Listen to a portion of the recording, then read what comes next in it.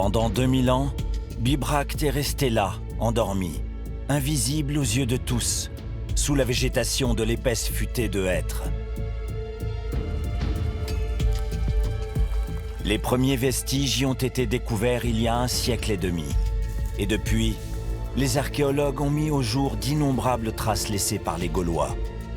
Des objets par centaines de milliers, des restes d'habitations, des systèmes d'adduction d'eau et même des vestiges de bâtiments de taille exceptionnelle.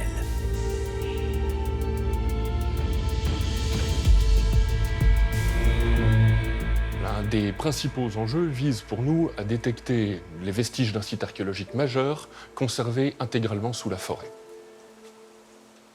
Ce qui est le plus intéressant pour nous, c'est qu'il y a eu très peu de réoccupations ultérieures qui sont venues perturber les constructions d'époque gauloise, et ce qui fait de Bibracte un observatoire de la société gauloise quasiment unique en France et en Europe. Selon les termes de Jules César lui-même, Bibracte était l'oppidum le plus vaste et le plus important de tout le territoire des Éduins.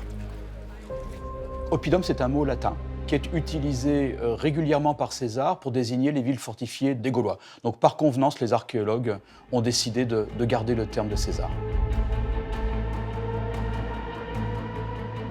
Si les Éduins ont installé leur capitale à cet endroit, c'est parce que le site offre de nombreux avantages. Avec ses 820 mètres d'altitude, le mont Beuvray est une colline aux pentes très fortes, difficile d'accès. Surtout, son sommet permet de loger une population nombreuse sur une position élevée. Un belvédère absolument remarquable devant des paysages gigantesques qui vont jusqu'à 200 km, jusqu'à la chaîne des Alpes, et qui permettent de comprendre immédiatement pourquoi les Éduins ont choisi de s'installer sur cette colline, parce qu'en fait, ils avaient l'impression de dominer le monde. On est vraiment dans une logique d'implantation militaire, dans une période qui est visiblement troublée.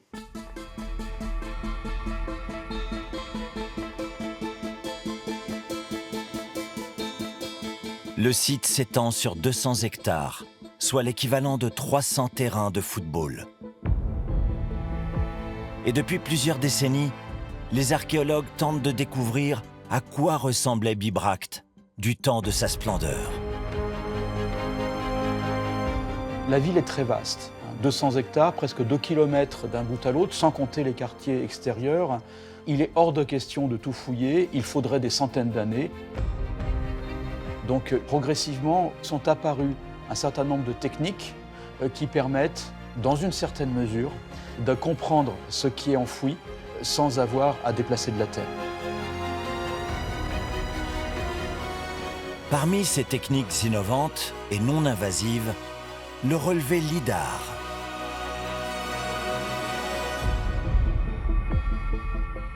À la différence du radar qui emploie des ondes radio, le LIDAR utilise des ondes lumineuses issues d'un laser. Avec cette technologie embarquée à bord d'un avion, on a la possibilité de voir les variations exactes et détaillées de la topographie d'un lieu. L'intérêt de ce relevé a été de nous permettre d'obtenir une image fine de la topographie sous le couvert forestier, c'est-à-dire sous la végétation, sous les arbres. Ce qui est impossible à voir sur une image aérienne traditionnelle devient intégralement perceptible d'un seul coup. On voit bien le relief, les vallons, les sommets, les points culminants sur le mont Beuvray, mais également tout un ensemble d'anomalies qui correspondent à des vestiges archéologiques conservés et fossilisés sous forme de micro-reliefs sous la végétation actuelle, particulièrement sur la confirmation du tracé des systèmes de fortification de Bibracte, qu'on voit très bien sous la forme de ces linéaments.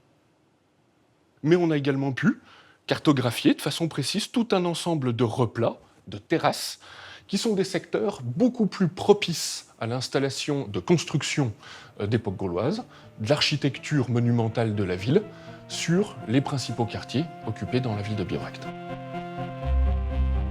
Si les premières fouilles ont permis de comprendre que Bibracte était entouré d'une enceinte longue de 5 km, les prospections LIDAR ont montré que le système de fortification était en fait beaucoup plus complexe. Initialement, une autre enceinte, sans doute l'acte fondateur de l'oppidum, courait sur une longueur de 7 km.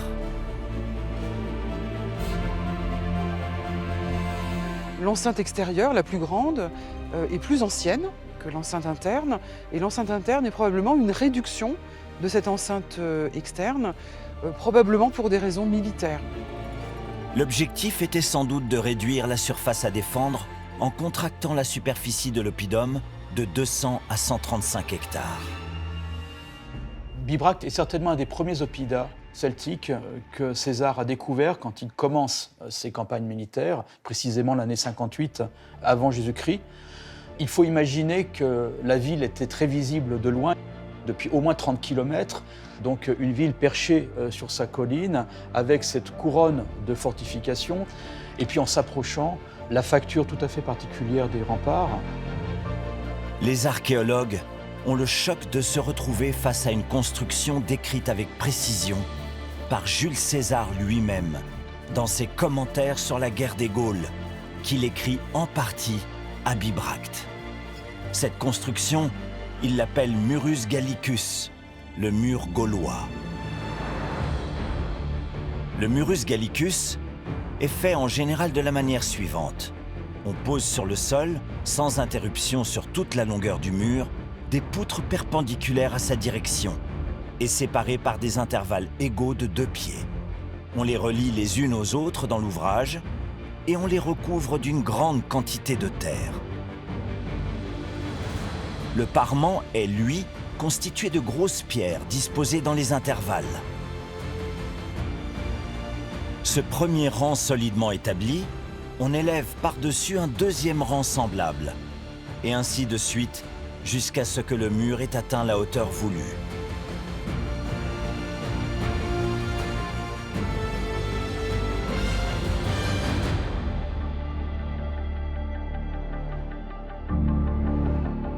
Les archéologues ont restitué un tronçon de ce mur gaulois afin de mieux comprendre sa technique de construction.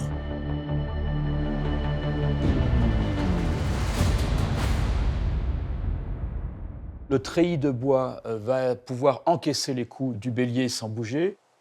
Le fait qu'il est très difficile de démonter le rempart par la sape, en creusant par en dessous. Et enfin, le feu va être très très peu d'effet parce que ce bois est dans une masse de terre et est protégé derrière un parement de pierre.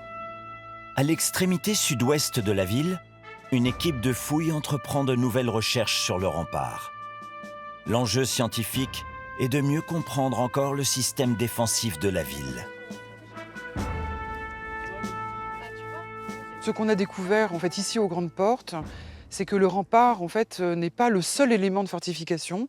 Il est en fait inclus dans un système défensif énorme, de très grande ampleur, qui est un système composé de glacis, c'est-à-dire des pentes aménagées pour créer une sorte de no man's land, alors qui est très important puisque c'est un système défensif qui mesure plus de 100 mètres de profondeur, alors que le rempart lui-même ne mesure que 10 mètres de profondeur. L'édification de ces longues fortifications a réclamé de grandes quantités de matériaux et une main-d'œuvre considérable. Et la topographie du mont Beuvray a énormément compliqué la mise en œuvre de ce chantier.